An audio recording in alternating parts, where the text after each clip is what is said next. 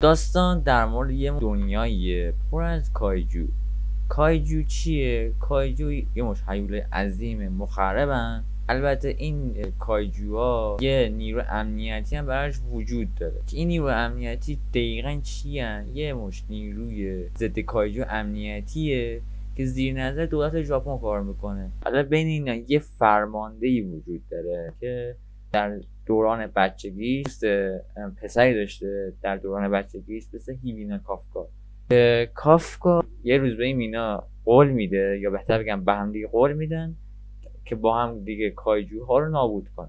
اما داستان یا بهتر بگم سرنوشت اینجوری براش پیش نمیره، اینجوری براش رقم نمیخوره. قاعدتا کافکا الان شده یه مرد 32 خورده سال که یه شغل آشغالی گیرش میاد، در حالی که کافکا هنوز رویاش اینه که کنار مینا که الان یه فرمانده شده برای خودش در مقابل کایجوها بجنگه. اما یه روزی همین کافکا که همچین رویایی داره به طرز خیلی عجیبی به یه کایجو تبدیل میشه. یعنی واقعا یه دقیقه سکوت کردم برای این همچین حرفی. برین ببینیم.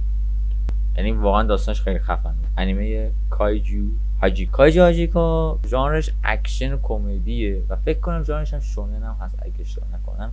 این ادیتور زحمت میکشه. کافکا با اینکه هنوز به یک هیولو تبدیل شده اما همچنان قلبی انسان دوست داره و سعی میکنه با قدرتش اصلا جون انسانها رو نجات بده. یعنی برعکس کایجوهای دیگه که به انسانها ضرر میزنن، ما همچین چیزی رو نمیخواد. ولی خب بازم الان دشمن همون نیرو امنیتیه که فرماندهش همون میناست. داخل تصویر رو میبینین مثلا چه اتفاقاتی رو یه جوری داره میفته.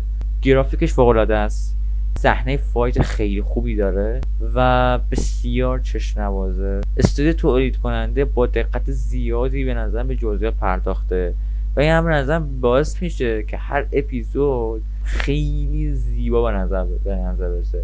شخصیت جانبی بک استوری بسیار خوبی دارن و به خوبی بهشون به نظر پرداخته شده و اینکه مثلا تا شخصیت کاراکتر گاهی وقت عوض میشه و هر کاراکتری انگیزه منحصر به فرد خودشو داره. یعنی هر کس به یه علتی وارد این نیروی ضد کایجو شده به اصطلاح، یا حتی اونایی که نیروی ضد کایجو نیستن به اصطلاح، اونا هم خیلی خفنن. و اینکه این تنوع در شخصیت باعث میشه که داستان اصلا به نظر هیچ نه کسری کننده نشه، بلکه همیشه یه چیز برای ارائه دادن داشته باشه و همیشه به نظرم تو اوج خودش باقی بمونه، تو اوج خودش در قلبتون اصلا به نظرم باقی بمونه. شاهکار اینجوری شاید اصلا شاهکار هم نباشه ولی جذاب، یعنی اینقدر جذاب و حتی بعضی یه سه بهش میگن اتک آن تایتان جدید که من خیلی باشم مخالفم، میگم اصلا خیلی به هم دیگه هیچ ربطی ندارن.